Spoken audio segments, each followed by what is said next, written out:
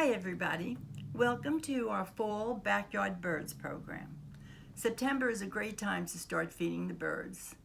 The ones that live in our area all year round and the ones that are migrating to their winter homes.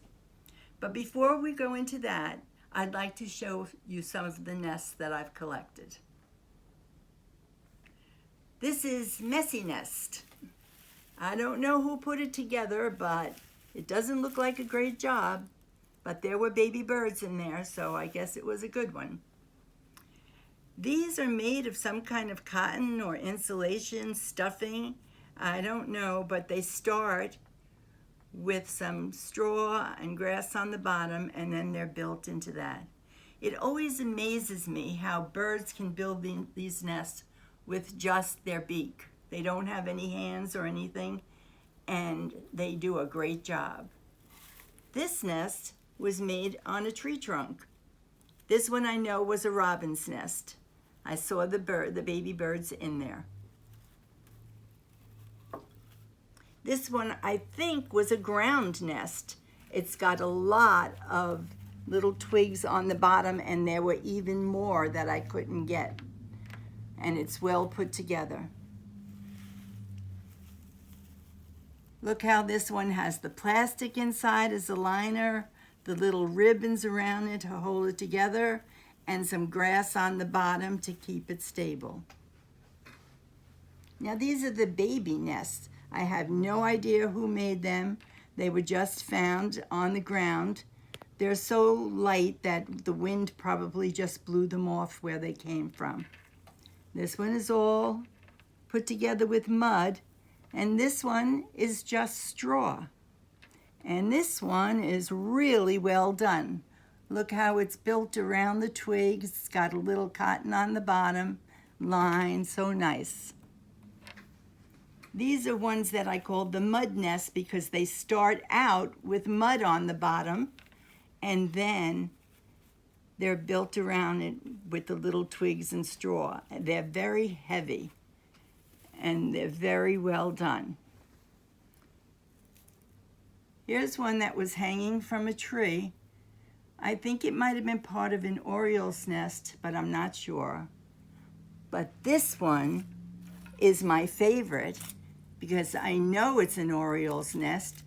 It was made in my backyard, and I watched them for days coming out with little pieces of twigs, little pieces of leaves, little pieces of grass and straw. And they built it hanging like this.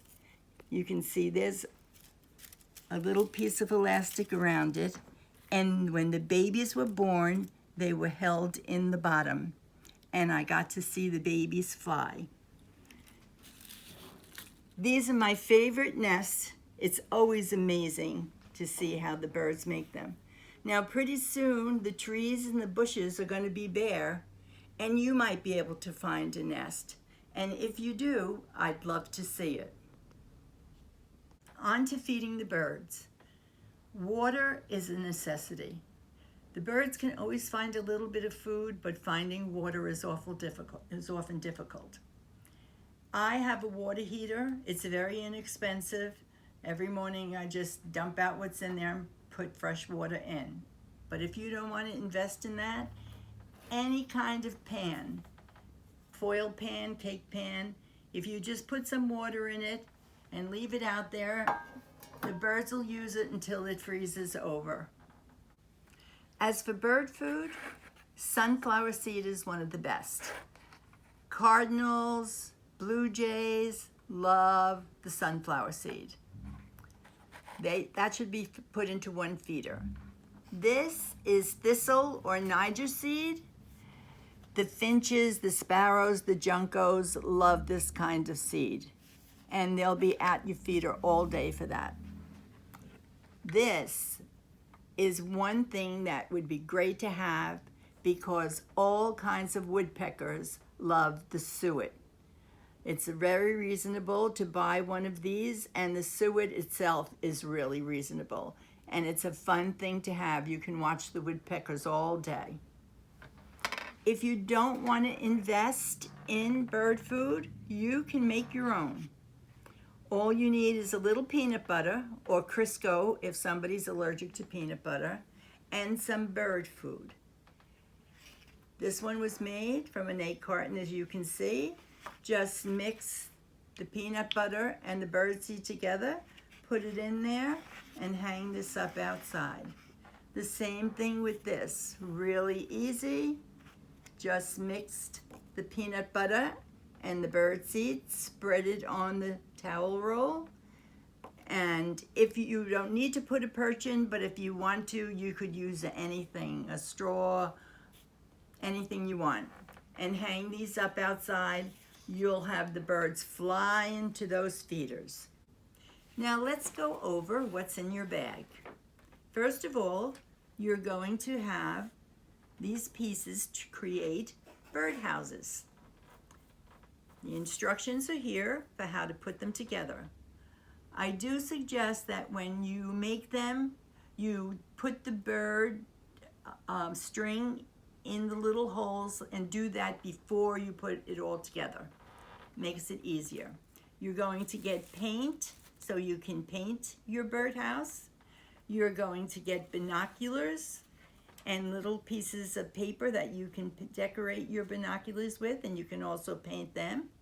You're going to get a paper tube and some bird feed so that you can make your own bird feeder. You're going to get a bird book so you can keep track of the birds that you see, what they are, and where they are in your yard. You're also going to get a list of birds that you can find year-round in our area, and some great information on feeding the birds. Now I'd like to share a story about everyday birds. Everyday Birds by Amy Ludwig Vanderwater. Every day we watch for birds weaving through our sky. We listen to their calls and songs. We like to see them fly. Chickadee wears a wee black cap. Jay is loud and bold. Nuthatch perches upside down. Finch is clothed in gold. Hawk hunts every day for prey. Cardinal flashes fire. Woodpecker taps hollow trees. Crow rests on a wire. Heron fishes with his bill. Sparrow hops in brown. Mockingbird has many voices. Pigeon lives in town. Eagle soars above the land. Oriole hangs her nest. Owl swoops soundlessly late at night. Robin puffs his chest. Hummingbird drinks flower nectar. Goose flies in a V. Bluebird sleeps at meadow's edge. Gull stares at the sea. Every day we watch for birds living right outside our door. We pay attention to the birds. Every day we learn some more. That was a great story. I hope you enjoy feeding the birds and seeing them in your backyard. If you want to share any photos with us of the birds that you see in your yard, just email the library. Bye.